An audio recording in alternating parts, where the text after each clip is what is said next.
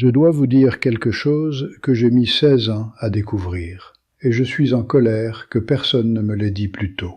Je m'appelle Arthur, j'ai 72 ans, et ce que je vais partager avec vous était là sous nos yeux tout ce temps, enterré sous des décennies de publicité de supermarchés, de promotions pour plats préparés et de l'effort silencieux et calculé d'une industrie qui gagne des milliards d'euros chaque année grâce à votre impuissance en cuisine.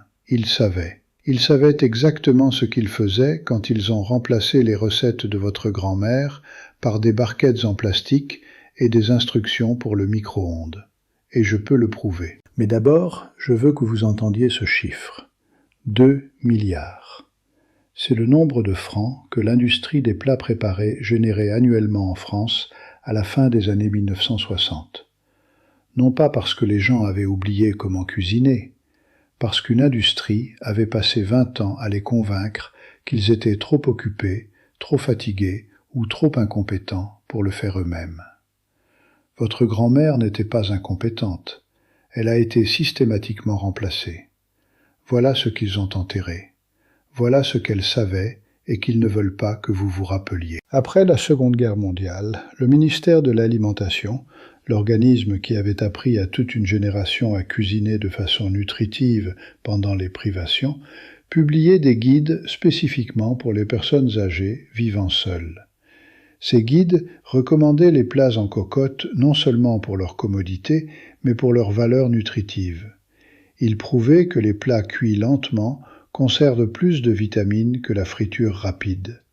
Ils affirmaient clairement que l'eau de cuisson des légumes doit toujours être utilisée dans les soupes et les sauces, jamais jetée dans l'évier. Ces guides ont été discrètement abandonnés lorsque les entreprises agroalimentaires ont commencé à exercer des pressions sur les organismes gouvernementaux de nutrition dans les années 1950. Je n'invente pas. Les intérêts financiers de l'industrie des aliments transformés et les recommandations nutritionnelles données aux personnes âgées en France ont commencé à diverger exactement au moment où les plats préparés ont commencé à apparaître dans les rayons des supermarchés. Les recettes de votre grand-mère n'ont pas disparu parce qu'elles avaient cessé de fonctionner. Elles ont disparu parce qu'elles étaient trop bon marché, trop simples et trop efficaces pour qu'une entreprise puisse en tirer profit. Laissez-moi vous montrer ce que je veux dire. La première recette qu'ils ont enterrée était le porridge d'avoine, le vrai. 1 tasse de flocons d'avoine, 2 tasses d'eau, 1 pincée de sel ajoutée la veille pour que le grain ramollisse pendant votre sommeil, 5 minutes de frémissement doux le matin. Coût, moins de 5 centimes par portion quand on achète des flocons en vrac. Ils l'ont remplacé par des sachets individuels de porridge instantané. 50 centimes pièce, 10 fois plus cher, moins nutritif, plus sucré. Les flocons pré-traités au point que votre corps absorbe les sucres plus vite que la nature ne l'a jamais prévu. L'industrie n'a pas amélioré votre petit déjeuner, elle en a extrait du profit. Il y a une différence. La deuxième recette qu'ils ont enterrée était le pot-au-feu, fait avec un petit morceau de bœuf bon marché, des carottes et navets coupés en dés, un poireau et une poignée de légumineuses, ingrédients qui épaississent naturellement et coûtent presque rien par portion. Les enquêtes alimentaires des années 1950 enregistraient une consommation stable de légumineuses parmi les personnes âgées. En 1990, elle s'était effondrée. Non pas parce que ces ingrédients avaient cessé d'être nutritifs, parce que personne ne les vendait, ne les promouvait, ni ne les rappelait à qui que ce soit. J'ai fait un pot-au-feu lundi dernier, j'en mange depuis. Nous sommes jeudi aujourd'hui. Coût total, moins d'1 euro. Je ne plaisante pas. Voici maintenant ce qui m'a mis vraiment en colère quand je l'ai découvert. Dans les années 1960, les infirmières à domicile, de vraies infirmières de santé publique, allant de porte en porte dans des villes comme Clermont-Ferrand et Bordeaux, enseignaient à des patients âgés vivant seuls comment cuisiner. Elles avaient des recettes spécifiques, écrites, distribuées à la main dans certaines régions. L'une d'elles était la soupe au fromage et aux oignons, un petit oignon émincé et ramolli dans du beurre, des pommes de terre en cubes mijotées dans du lait jusqu'à tendreté, couvertes de gruyère râpée et passer sous le grill jusqu'à ce que ça bouillonne. Une seule petite casserole, manger directement dedans. Coût total, en 1963, moins de 20 centimes. Ces infirmières enseignaient cela parce que les personnes âgées vivant seules étaient sous-alimentées. Non pas parce qu'il n'y avait pas de nourriture, parce que la publicité, la culture de la commodité et la pression sociale silencieuse de la modernité leur avaient dit que cuisiner pour une seule personne n'en valait pas la peine. L'effort n'a jamais été le problème, le motif du profit était le problème. Laissez-moi vous dire ce que coûte la soupe à l'œuf. Vous chauffez du bouillon de bœuf ou de poulet. Vous battez un œuf dans une tasse et le versez lentement dans le bouillon frémissant en remuant doucement. L'œuf se prend en filaments soyeux et dorés. Vous ajoutez ce que vous avez, petits pois surgelés, choux restants, n'importe quoi. 5 minutes, une casserole, une tasse, le dîner. En 1962, un seul œuf coûtait moins de 4 centimes. Aujourd'hui, il coûte environ 20 centimes. Une portion de soupe à l'œuf coûte 50 centimes en 2026. Une soupe individuelle de supermarché coûte entre 1,50 € et 2,50 €. L'industrie vous demande 5 fois plus pour quelque chose de démontrablement inférieur. Ils ne vous nourrissent pas, ils se financent à vos dépens. Et l'industrie des plats préparés savait autre chose, quelque chose de plus sombre. Elle savait que la solitude pousse les gens à arrêter de cuisiner. Elle savait que quand un conjoint meurt, quand les enfants partent, quand la maison devient silencieuse, la motivation à cuisiner un repas convenable s'effondre. Et elle a positionné ses produits, ses barquettes en plastique, ses portions sous film, ses instructions pour micro-ondes, précisément à ce moment de vulnérabilité. Je le sais parce que j'étais cette personne. Ma femme Marie est décédée en 2009. Et pendant 16 ans, j'ai mangé exactement ce qu'ils voulaient que je mange. Je leur ai donné mon argent et ma santé, un plat préparé à la fois. Et je l'ai fait parce que personne ne m'a dit que l'alternative était aussi simple. L'alternative a toujours été aussi simple. Soupe aux lentilles avec des lardons. Un lardon haché fin et frit jusqu'à ce qu'il soit croustillant. Un oignon émincé, une carotte coupée en dés. Une demi-tasse de lentilles rouges, pas de trempage nécessaire, 20 minutes de sec à cuit. Un demi-litre d'eau ou de bouillon. Laissez mijoter jusqu'à ce que les lentilles se défassent en quelque chose d'épais et de réconfortant. Coût, moins d'1 € pour 2 jours de repas. Les infirmières à domicile, à Lyon et Marseille, distribuaient la recette sur des feuilles de papier dans les années 1960. Protéines des lentilles. Gras des lardons, vitamines des légumes, tout ce dont un corps a besoin. Ça coûtait presque rien alors, et ça coûte presque rien maintenant. Ce qui a changé, c'est que personne ne vous dit plus qu'elle existe. Je vous le dis maintenant. Et je veux que vous compreniez que votre colère face à cette information est justifiée. La fondue au fromage en casserole, pas du fromage sur du pain, mais quelque chose de bien plus satisfaisant. Du comté râpé dans une petite casserole avec un peu de vin blanc, une cuillère à café de moutarde de Dijon et un œuf battu. Remuez à feu doux jusqu'à épaississement. Versez sur du pain grillé et passez sous le grill jusqu'à ce que ce soit doré. Riche en protéines, profondément satisfaisant. Coût, moins d'1 €. Plus nutritif que tout ce qui se trouve dans la gamme premium des plats préparés. Bouillon de poulet fait d'une carcasse. Quand vous faites rôtir un poulet, utilisez-le 3 fois. Jour 1, rôti. Jour 2, tranche froide avec des cornichons. Jour 3, la carcasse dans une casserole avec un oignon, une carotte, une branche de céleri, de l'eau froide pour couvrir et un bouquet garni. 2 heures à feu doux. Les os libèrent quelque chose que les scientifiques alimentaires n'ont jamais pu reproduire en laboratoire. Passez au tamis.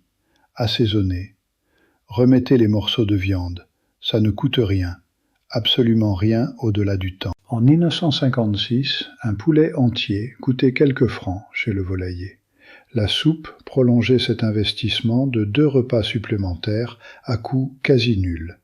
L'industrie a remplacé ça par des briques de bouillon de poulet à 2 €.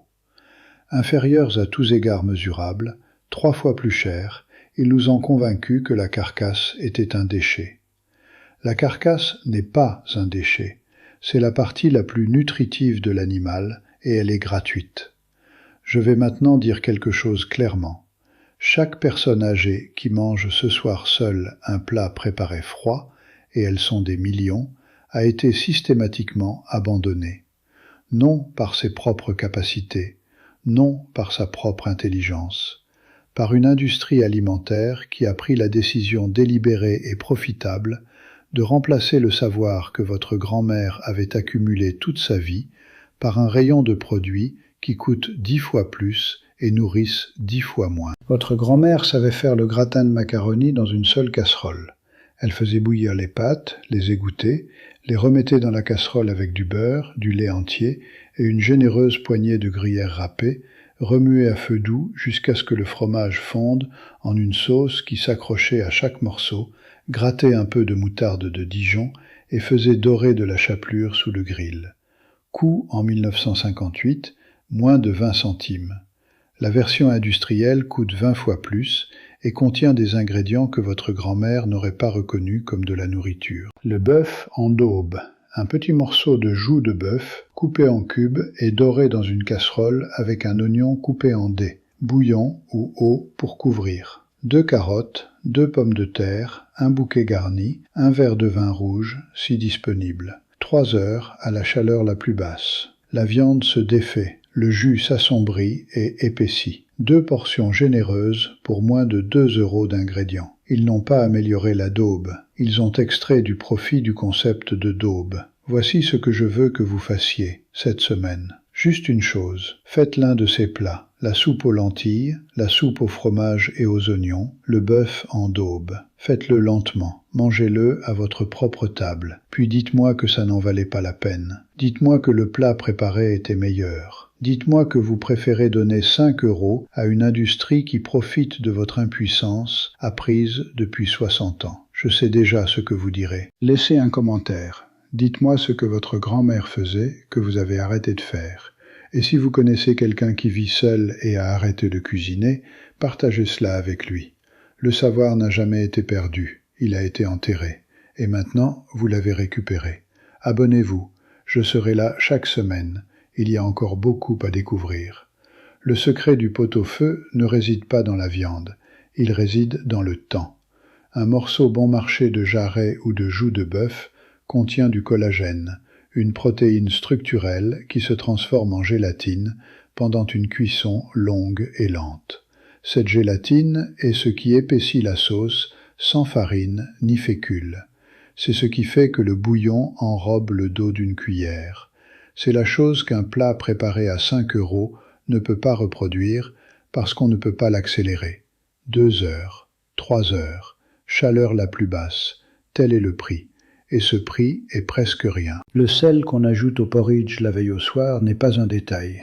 Il commence à briser la couche de son extérieur du flocon d'avoine, permettant au grain d'absorber l'humidité de l'intérieur vers l'extérieur pendant la cuisson. Le résultat est une texture, vraiment crémeuse depuis l'intérieur, qu'aucun sachet instantané ne peut reproduire. Ma mère ne savait pas pourquoi. Elle savait que c'était meilleur ainsi. La soupe aux lentilles avec des lardons n'est pas seulement économique. Les lentilles rouges se dissolvent entièrement à la cuisson, ce qui signifie pas de mixage, pas de matériel au-delà de la casserole elle-même. Les lardons libèrent leur gras et leur fumée lentement dans le liquide. Quand c'est prêt, ce que vous avez dans la casserole n'est pas une soupe avec des lentilles dedans. C'est quelque chose d'unifié, épais, fumé, profondément savoureux et rassasiant d'une façon qui dure jusqu'au lendemain matin. La fondue au fromage en casserole n'est pas seulement de la nourriture économique.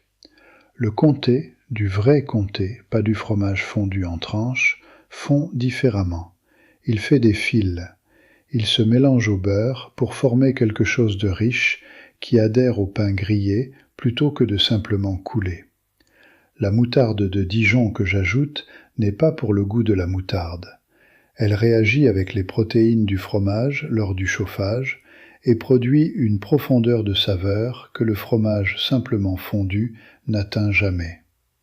Ma mère le savait, non pas parce qu'elle comprenait la chimie, mais parce qu'elle avait goûté la différence et n'avait jamais arrêté. Le bouillon de poulet fait d'une carcasse. Quand vous faites rôtir un poulet, utilisez-le maintenant 3 fois. Premier jour, rôti. Deuxième jour, tranche froide avec des cornichons. Troisième jour, la carcasse dans une casserole avec un oignon, une carotte, une branche de céleri, de l'eau froide pour couvrir et un bouquet garni. 2 heures à feu doux. Les os libèrent du collagène, des minéraux et de la moelle dans le liquide d'une façon qu'aucun carton de bouillon commercial ne peut reproduire. Cela ne coûte rien, absolument rien au-delà du temps.